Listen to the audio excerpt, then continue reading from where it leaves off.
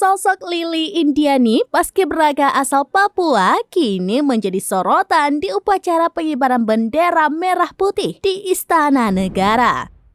Seperti diketahui, Lily Indiani ini terpilih sebagai pembawa baki bendera pusaka saat upacara proklamasi 17 Agustus 2023.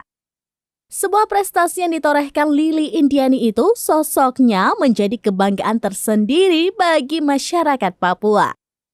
Apalagi Lily Indiani merupakan paskibraka pertama dari Papua Pegunungan pasca dilakukan pemekaran. Dilansir dari setkap.go.id pada Kamis 17 Agustus 2023, Lily Indiani lantas mengaku bangga bisa membawa nama provinsinya di tingkat nasional. Diakui Lily, dirinya juga bisa bersyukur karena bisa melihat dan bertemu langsung dengan Presiden Joko Widodo. Lantas, siapa sosok Lily Indiani pembawa baki bendera 17 Agustus 2023 di Istana Negara? Dirangkum sripoku.com dari berbagai sumber, berikut ulasan selengkapnya.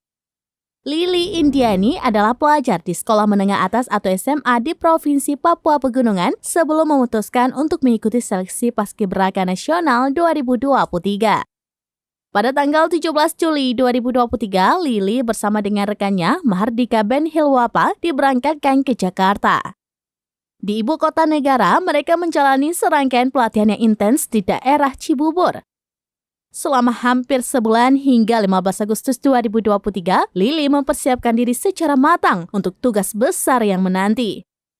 Sementara itu, paskibraka ini terpilih berdasarkan seleksi ketat yang dilaksanakan di masing-masing daerah.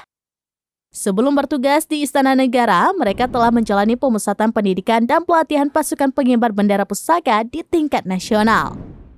Diketahui jika dalam upacara peringatan Hari Ulang Tahun Kemerdekaan Indonesia ke-78 kali ini mengajak 76 anggota Paskibraka Nasional 2023. Para 76 anggota Paskibraka Nasional 2023 tersebut diketahui berasal dari seluruh provinsi di Indonesia.